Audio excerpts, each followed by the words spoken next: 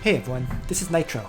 With the new month, I'm going to do my major update on my setup for this Nitro setup video.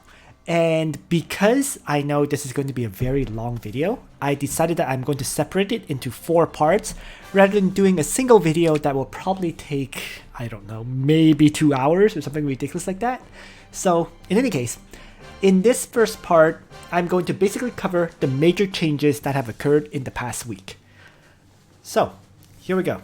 And with these videos, I will always start with the Dragon Farm results. So let me just bring the results up for you all to see. Okay, so last week's Dragon Farming was rather interesting in that I got an amazing number of SSRs early on, and then by the end of the week, I didn't really get anything.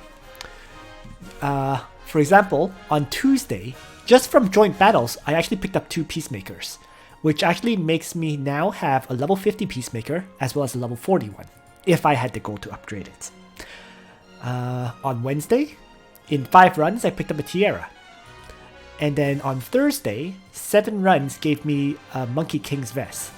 The monthly SSR on that day was a Veil of Light, and I did 7 random accessory box purchases, but got nothing there. On Friday, there were 7 runs, and I didn't get any SSR from the runs. However, World Event and Joint gave me 1 SSR each.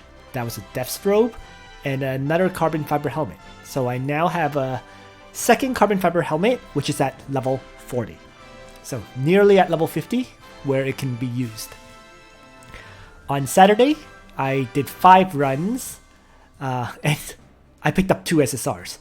Odin's Battle Helm, which is very nice to get because this is my first copy of it, and an Assault Headgear, which basically is 100 ore. And then on Sunday, I used up all of my burgers. I also did a stamina purchase, making it 45 runs, and ridiculously, I only got a single SSR last night. But, you know, all the previous SSRs kind of made up for it in very many ways. Because if you add it up, this was 2, 3, 4, 5, 6, 7, 8, 9 SSRs for the week.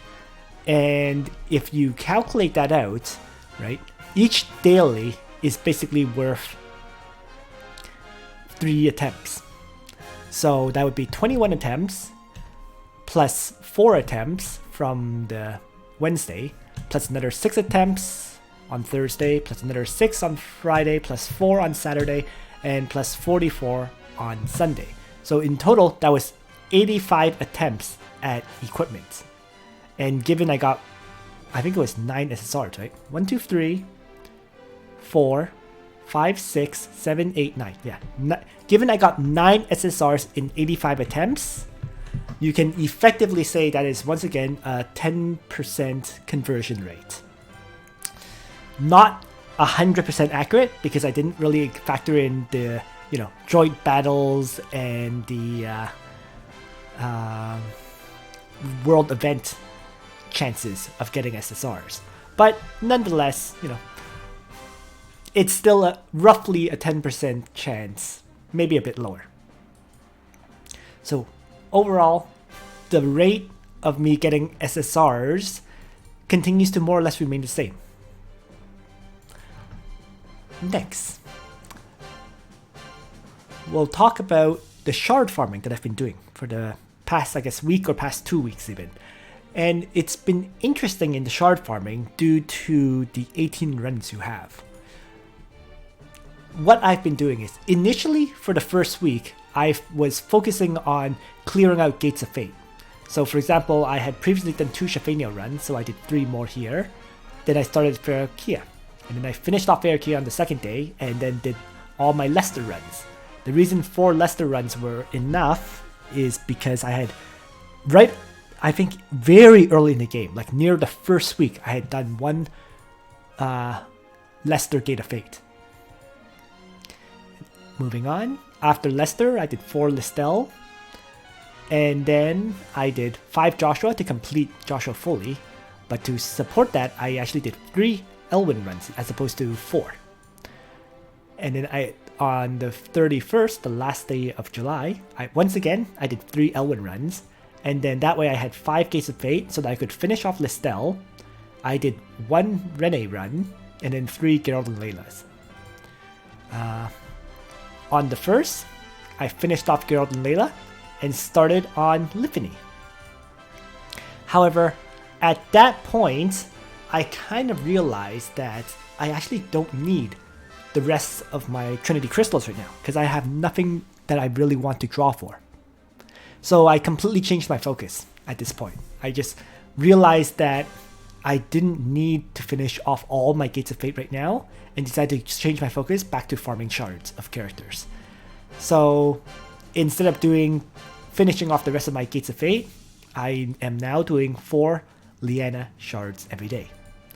Now, as for why I'm doing all of these Elwyn shards, the reason for that is so I can get 50 Elwyn shards.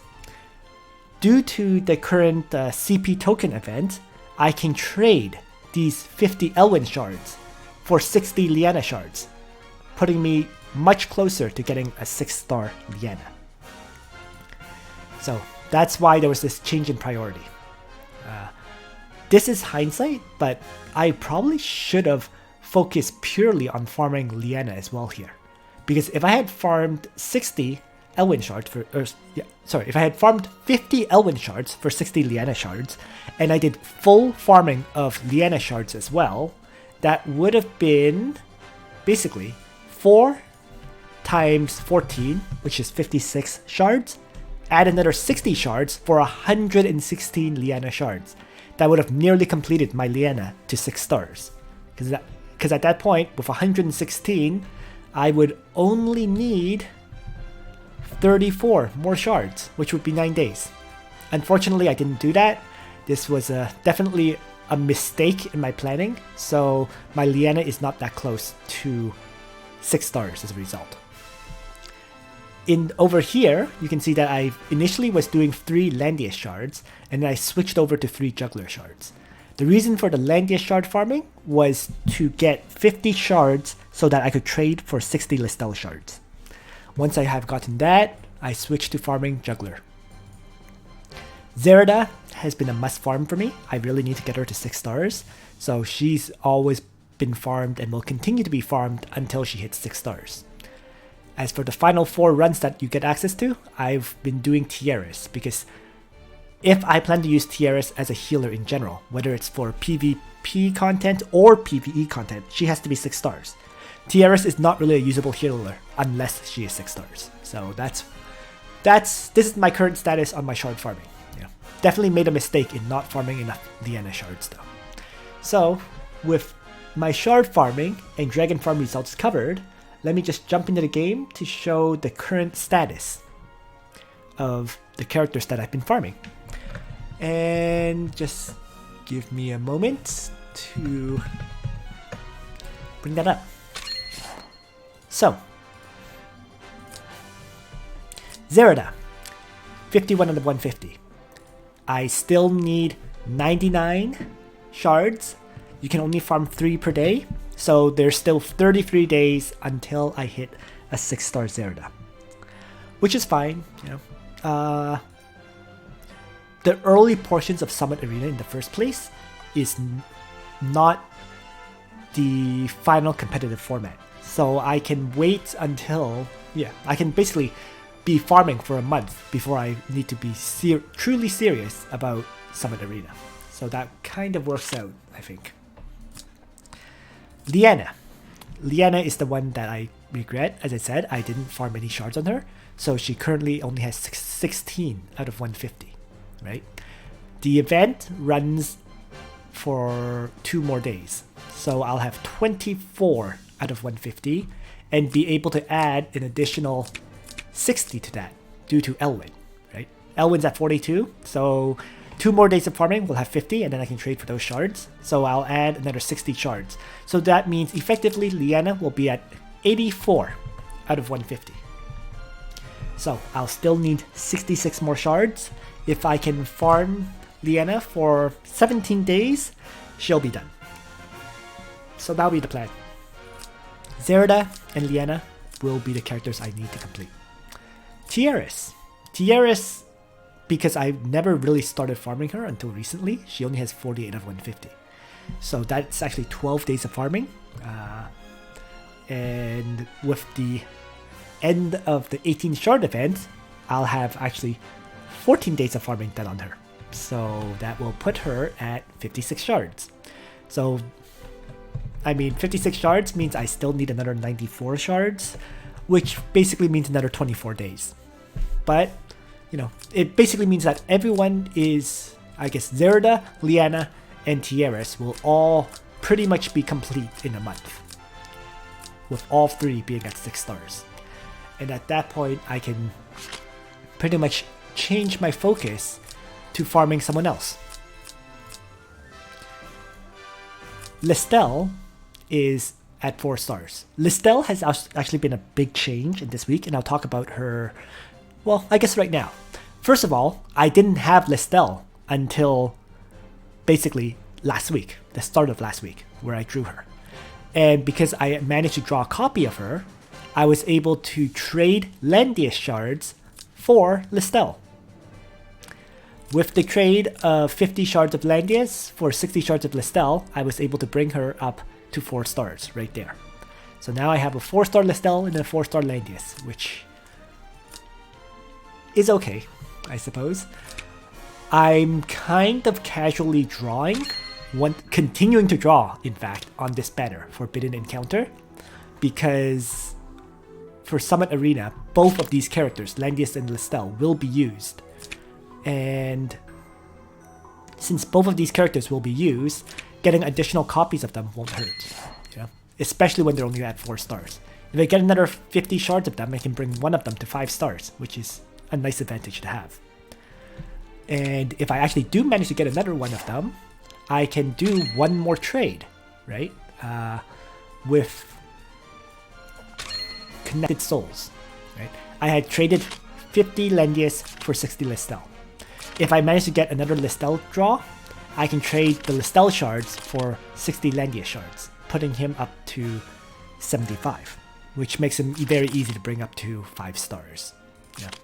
If I just get Listell, then Listell will be at 75 shards, which once again makes it easy to bring Listell up to 5 stars. So regardless of which one I draw, ideally, as long as I get one of them, it'll work out very well for me in terms of being ready for Summit Arena.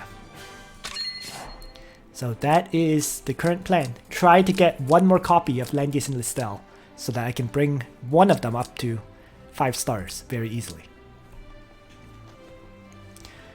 So other than that, so it's basically I'm going to end up with a lot more 6-star heroes than previously, right?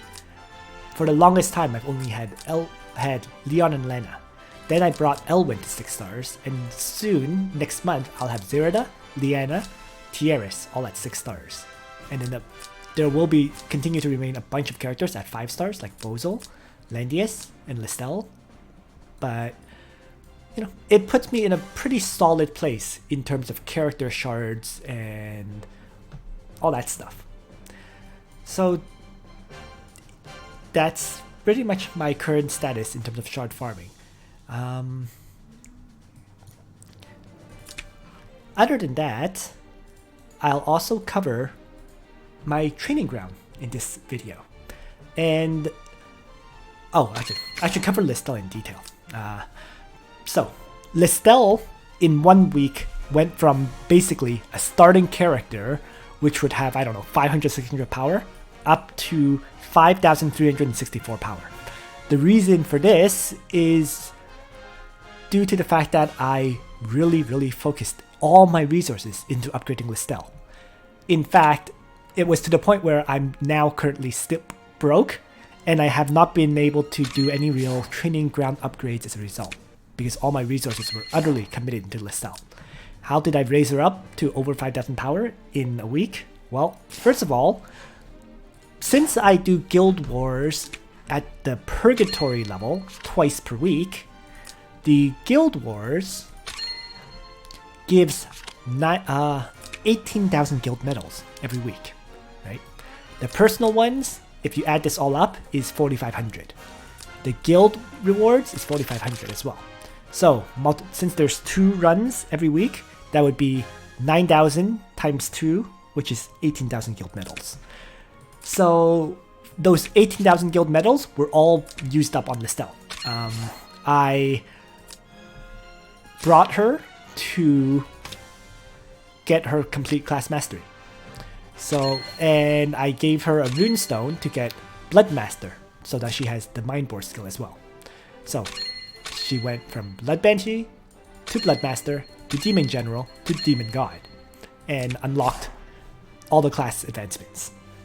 So no one else got upgrades as a result in terms of class advancements over the past week, but Listell is done. Or relatively done, because I do actually need to get the Blood Empress eventually. Other than that, her gear was all basically built up over the past week. I did have a spare Galaxy Cloak, so that was okay.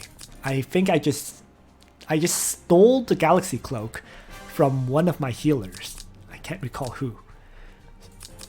Sophia. So I stole the Galaxy Cloak from Sophia or Tiaris, gave it to Listell, and changed the enchant to Thorns. So it now has a plus 12% hit point enchant with plus 12 magic defense, and that's good enough. I built up a flail from scratch simply because it offers plus 10% hit points increase.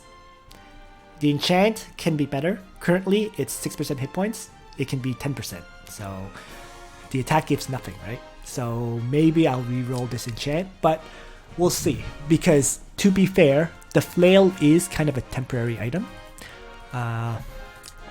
Other than the flail, a very viable alternative is an Oath of Justice.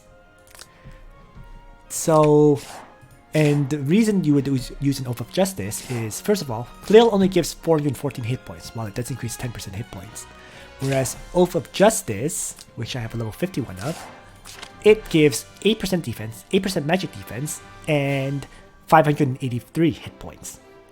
So you're basically, if you choose to use the Oath of Justice, you're trading some hit points for more defense and magic defense.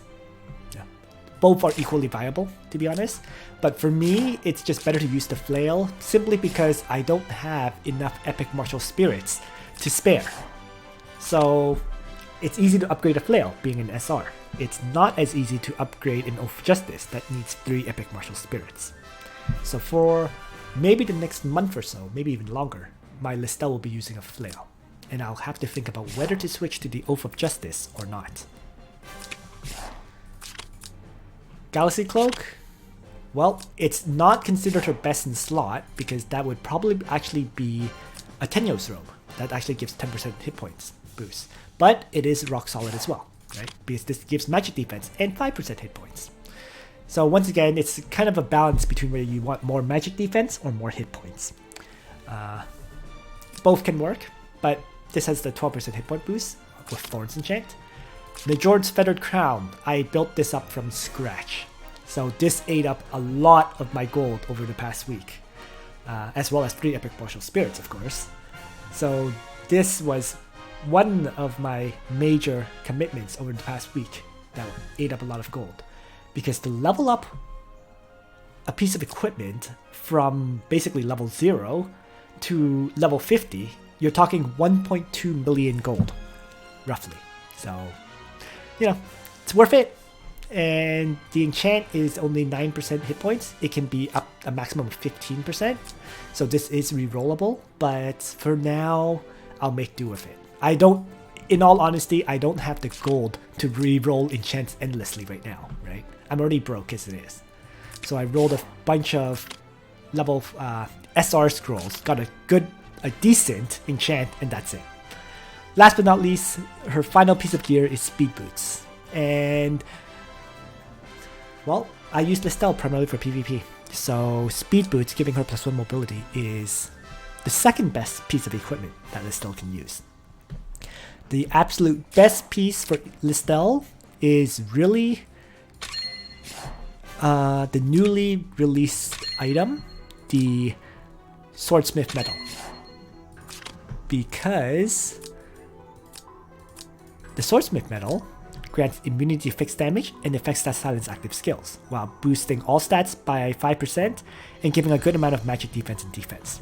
So, getting all those stats means Listell, first, she would have more defense and magic defense. So more magic defense means she has more intelligence. More defense means because she's a melee character, when she gets attacked, she'll take less damage from physical attacks. And the immunity to fixed damage means she's immune to losing hit points from when she uses Blood Dance. And immunity to silence means she can always use her attack skills, Blood Dance and Mindbore. Because as long as Listell is not killed, she'll be able to use her skills. So that's what makes Listell the best, that's what makes the Swordsmith medal the best piece of equipment for Listell.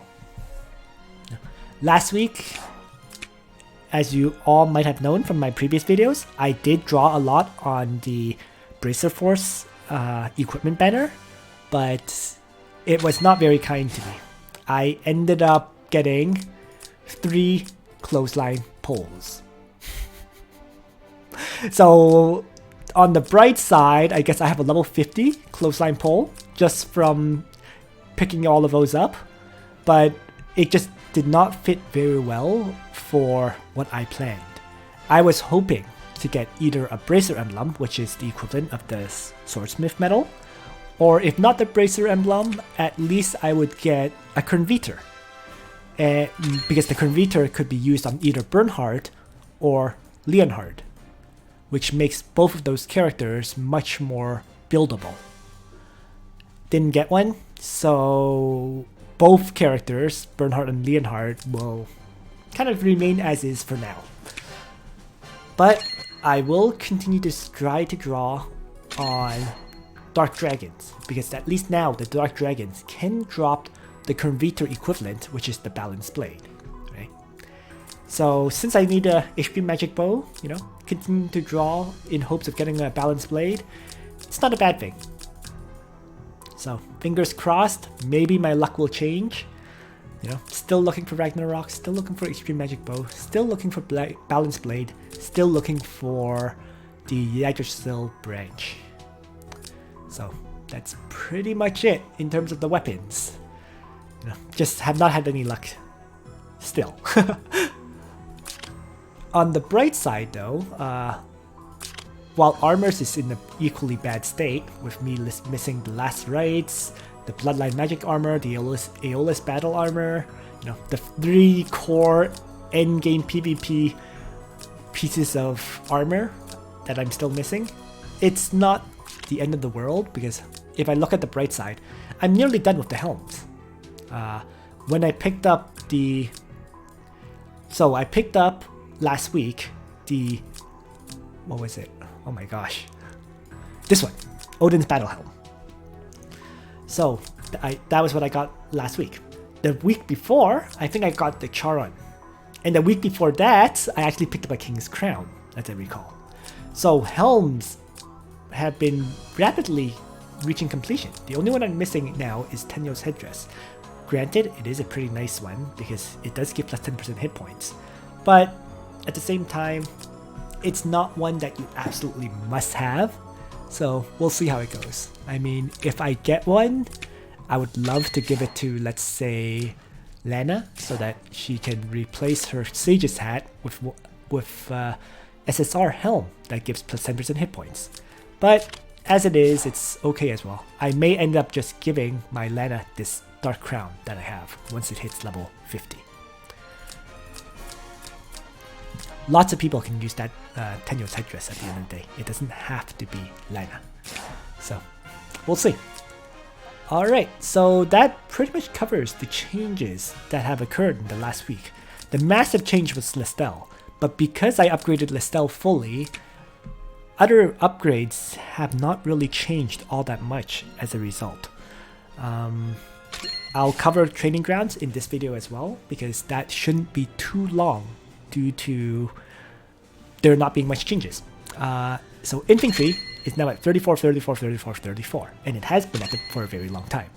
I have not had the gold to finish off the advanced texts, but I will have 100 gold books probably by the end of this week, if not by the end of next week.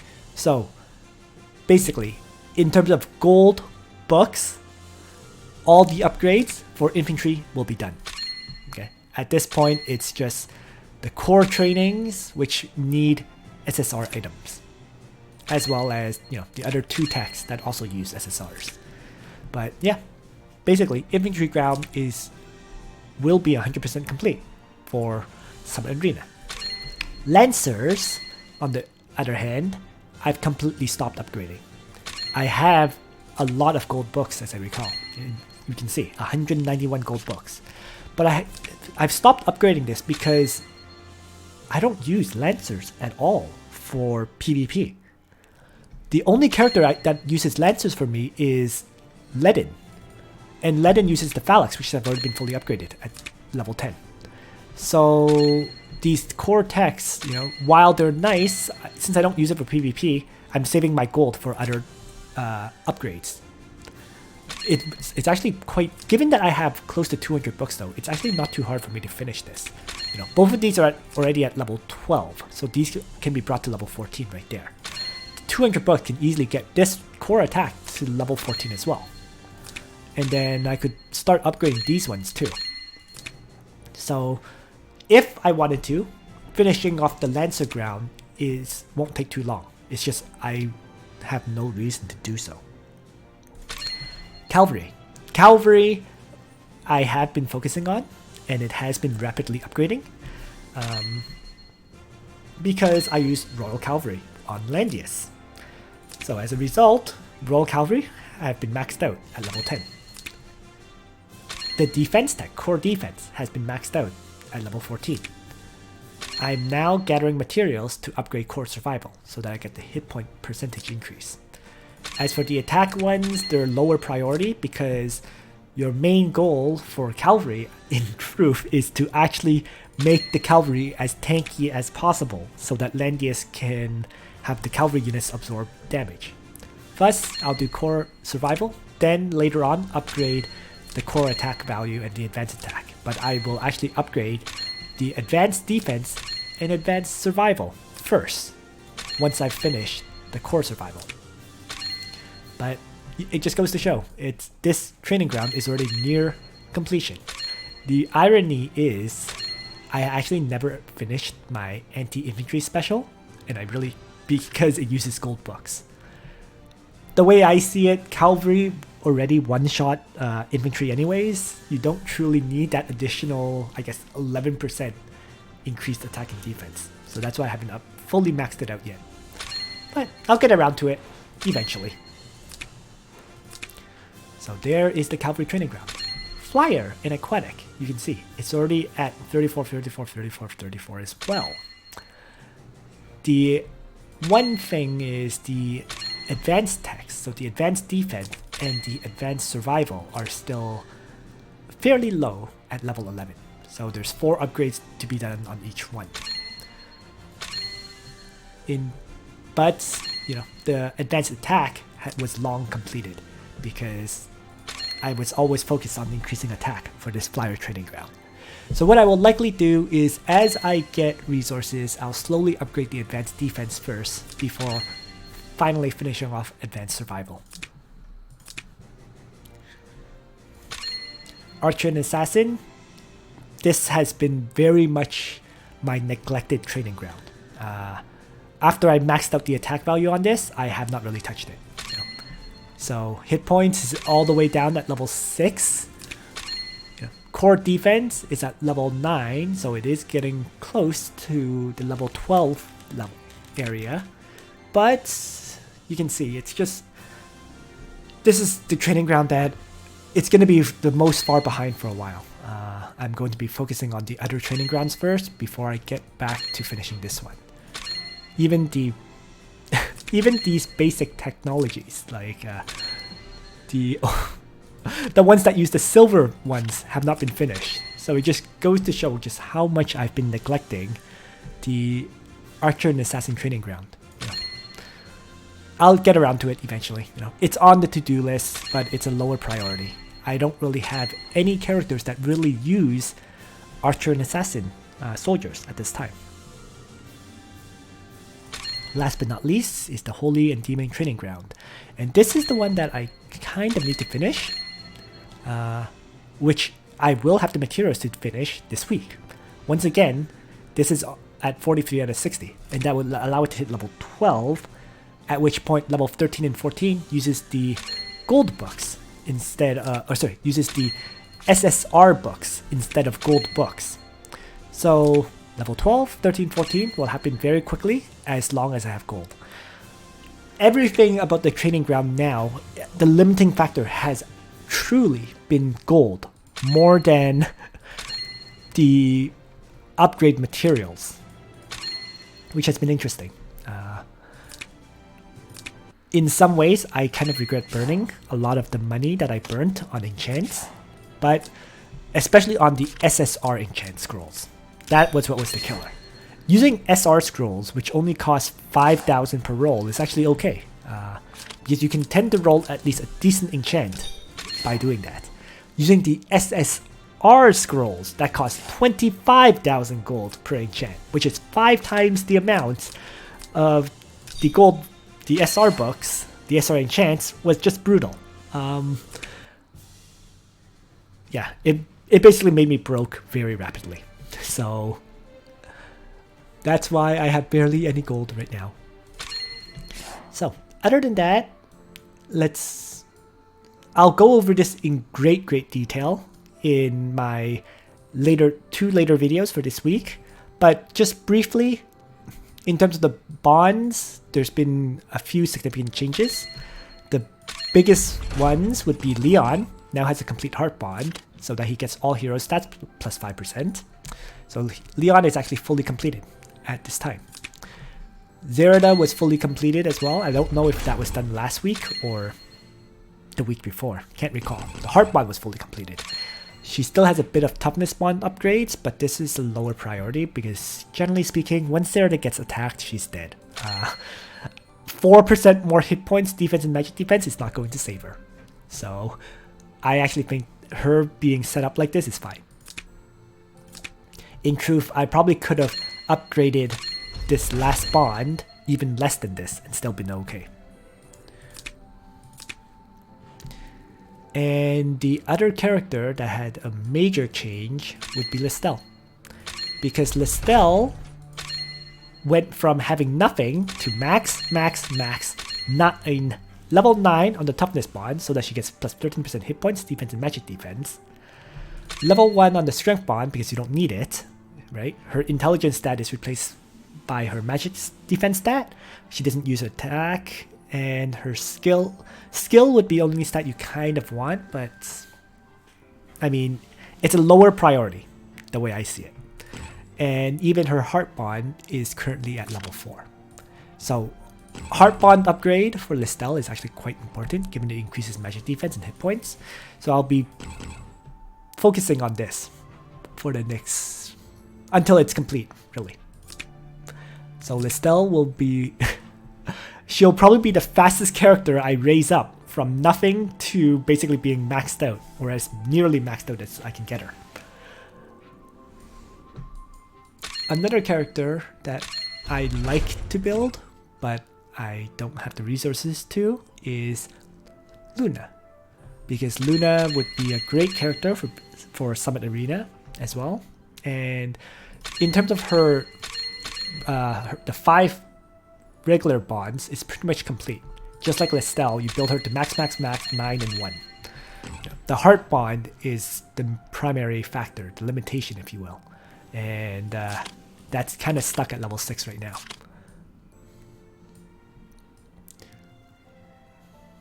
I mean, I just don't have these Fire of Origins materials to upgrade it any further. So, in any case, first I'll probably finish Listell, then I'll finish Luna, and then we'll go from there. Juggler is also being steadily upgraded. You can see max, 5 and 3. It's just, once again, heart bond is the issue. Heart bond will be the issue for a lot of my characters for Summit Arena. So, slowly but steadily though. What may end up happening is in the early stages, like the first 2 weeks, I may end up using Ledin as my tank, because Ledin is at least fully upgraded, right? So Ledin may end up being my initial early stages Summit Arena tank, and then Juggler will join in later on as the primary tank. So there we go. That is pretty much all the changes that have occurred in the past week. They've been quite significant overall, I think, especially with the Listell build being completed. But yeah. So in the other two videos for Nitro setup this week, the first one will be covering my party in general in terms of characters I leveled up for PvE content and their status. And then I'll also do a separate party on my characters regarding Summit Arena. So although the video on Summit Arena, I'm not quite sure whether I'll do just yet, simply because I'm actually not ready for Summit Arena. I calculated this out, but due to me having, missing out on certain pieces of equipment like Converter, for example, I'm currently actually at around 10 or 11 characters, not the full 15. So Summit Arena wise, I'm a bit behind. And Summit Arena begins this weekend, right? It starts on Saturday. So what it seems like is I'm probably going to have to pray to get some mercenaries. Or I may just be weaker initially for the first few weeks of Summit Arena and only ramp up, a month later. So thanks for watching, everyone. I hope you found this video informative and useful. And on that note, Nitro out.